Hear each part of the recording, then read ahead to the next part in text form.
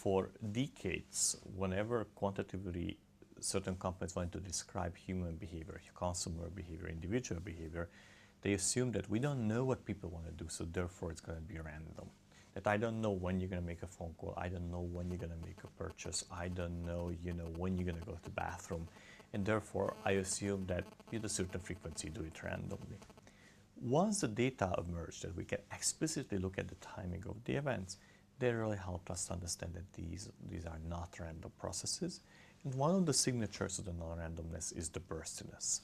That is, that any activity pattern I look at, whether when you send emails, when you make phone calls, when you check out books from the library, we see long periods of not much of it and then short periods of very intensive activities, like a bunch of emails sent out in 20 minutes and then for 2 or 3 hours no emails whatsoever. Now you would say, that makes lots of sense. I was at a talk, I was listening to a talk, I couldn't really send emails, but once I got out of the talk, there were all these emails waiting, 5 of them required an answer. So there's a natural rate to it. What this natural rate may not explain is the fact that the number of events in a burst and the timing of this burst is very predictable, follows very precise mathematical laws. So you think you're doing it just because that's how your natural rate of the life is, you were tied up, you were available and so on.